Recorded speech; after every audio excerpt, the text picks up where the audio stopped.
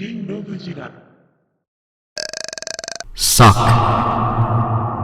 What's going on there, friends and neighbors? Long time no see. I've missed you all quite terribly. I am ShinRobjira, and today we are going to be talking about the NECA Godzilla 2014 reissue figure. A retooling of the paint and maybe one or two other things on the figure. This was absolutely not on my radar. But after I saw the climbing prices of all the NECA stuff, and after this popped up on Target's website, along with the Biolante Bile and the Hyper Maser Cannon Blast Boy, I said, you know what, yeah, now might be the best time to catch up. And catch up I did. So enough of that backstory, let's get into comparing, contrasting, articulating, and all that other stuff with NECA Godzilla 2014 reissue. Alright, so up front we have the box. The box is nice, it's glossy. We have Godzilla and Godzilla on the front, looking very, very epic. I believe this is one of the many promotional images that was used for 2014. I believe this was on the cover or part of the cover story in Empire magazine.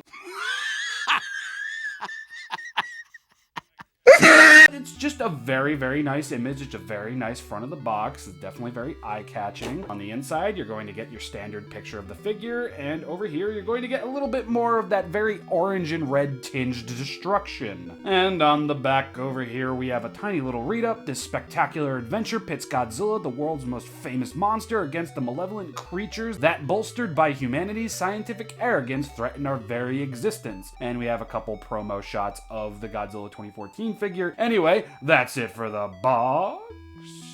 Getting this thing out of the box for the first time, I was just wowed by how great this figure looks, but I was also caught by a few issues that my copy of the figure has. But before I get into that, I just want to cover articulation really quick. It's very, very basic stuff. You've seen one, you've seen them all. This is not a major retooling, so the tail is going to be segmented and bendy wired the very same way the original was. Again, very basic. I don't think anything was changed from the original release to this one. I actually don't have a loose Mark II or Mark III version of the NECA Godzilla 2014 figure, which had updated paint and such. I only have one in the box, which we'll talk about later. But as far as I can tell, there is no updated anything when it comes to the articulation. I mean, Godzilla might be a little bit more tighter in a few areas. For the most part, this is the same figure, just with better paint and maybe a different mold. I can't even tell. It might just be the paint making the mold look better. I'm not sure. It definitely feels a lot more solid, but it's still just as heavy as the original. Anyway, getting into flaws,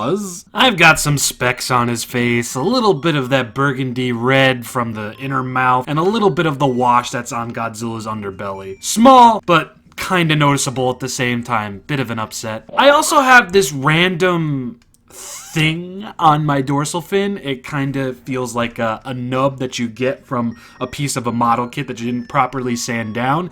That's there. And my last and final little issue that I have with this is mainly just going to be the dorsal fins.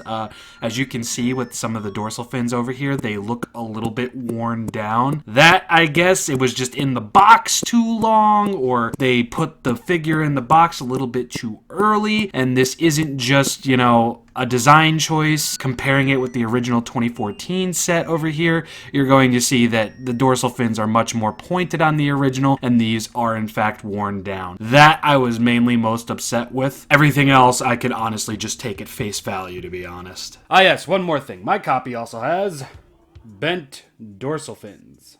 I've tried every technique in the book to try and remedy this. Nothing has successfully worked, so I'm kind of just going to let bygones be bygones, I guess. That's one thing I do wish NECA kind of improved on with re-releases of their earlier figures, just strengthening up the dorsal fins, especially on 2014. But anyway, enough of complaining, let's gush about paint. Just look at that. That is just, oh my god. Honestly, had the Mark I been painted up like this guy was, oh man, I probably wouldn't even have picked this thing up. No, I probably would have. Starting at the neck, I love it. I love the little brush effect that they did over here on the throat. I do wish they would have done a little bit of that for the gills on either side of Godzilla's neck, but either way, it do be looking very, very fresh. And just in a comparison, here you can see the main paint for the underbelly, and here you can see the main paint for Godzilla's scales. So there is going to be a variation in color here, which is fantastic. Actually, before we go on any further, I really do just want to talk about the base color for this figure. Just look at that. Look at those lovely blues. So similar to the big boy. Man, this just looks great. I know it's not eye-poppingly obvious, but when you really look at this thing, this figure just blows your mind with this amazing base color it has now. That alone, just coupled with the underbelly paint that this figure now sports, just makes it so good. Like, just look at this. I love that there's enough paint on here for you to really see, but I also love that there is a lacking of paint in between all the different scales, the armor plating, if you will. Like, just look at that. Whether you love this design or not, you can't deny this new paint job Godzilla is sporting really does just make this figure all the more worthy of owning. That's not to say the original was boring, mind you. He absolutely had his variation of paint, even though it wasn't as easy to see. It's just when compared to this guy, there is a clear and obvious winner. One has certainly fallen.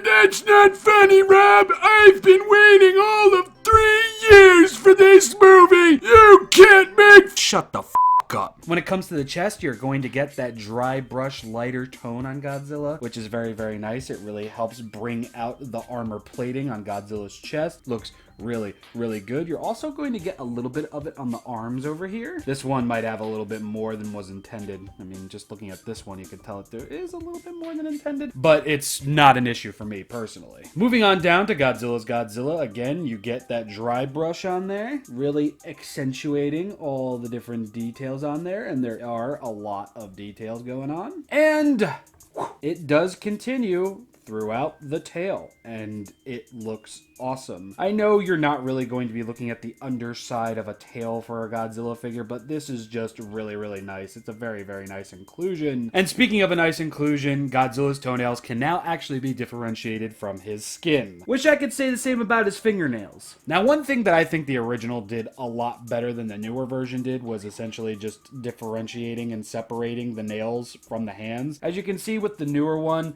they're kind of just coated in the same skin tone, but when you look at the original one, there's actually they're actually a different color. That's one thing I wish that carried over into the reissue, and it's kind of funny because they didn't really do that with the toenails on the original one, but on the newer one they did. So it's like, if you did it on the toenails, why couldn't you do it on the fingernails as well? Now, a few of the major differences you're going to be getting between the original releases and the newer release. The jaw on the newer release can actually open a lot wider, and the tongue is a little bit more centered, while the original's jaw doesn't open up that much, and the tongue is more so towards the bottom of the jaw. And as you can tell, the eyes are a little bit less brightly painted this go around. I'd even go as far to say that the pupils are a little less thin, so that's nice. When it comes to any other changes on the figure, I really can't tell you. The last time I kind of assumed something was different, I really was very, very wrong in that regard. Ironically enough, I do feel the dorsal fins on the newer version are a little bit more pointed, despite these two being worn down. Other than that, these two figures are mostly the same. One just has better paint than the other, and one's jaw just kind of opens up a little bit further than the other.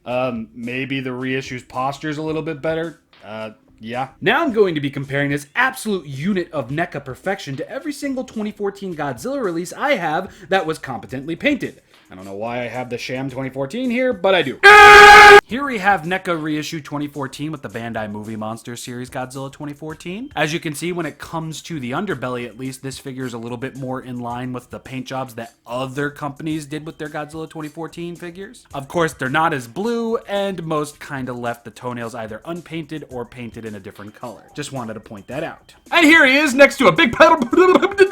Here he is with the Bandai America boys, as you can see. Brown tummy, black everything else. Here he is with some random minis, Bandai, bootlegs, more Bandai, you name it. Here he is with the NECA Godzilla 2014 Crawler, I think these things were called, and the NECA / WizKids Mystery Mini Godzilla 2014 figures. Not black, more so gray, but still with the brown underbelly. Here he is with some 6-inch boys, and here he is with the big boy, the big NECA Godzilla 2014 figure. Aside from some harsher blues, I would definitely say the 2014 reissue is probably closest to the big boy over here. You know what? Let's just take a closer look. Taking a look at the upper torso alone, you can see what I'm saying, that the blues were a little bit more harsher on the big boy. They more so had like this weird turquoisey, darkish sea foam color. That makes no sense. But as you can see, they did accentuate upon on the gills with the bigger figure. With the smaller figure, in comparison, it is a little bit more muted. You see what I'm saying here? One's a little bit more colorful than the other. I would definitely say, as I said before, that these two are in the same league as one another. Especially when it comes to that underbelly paint job.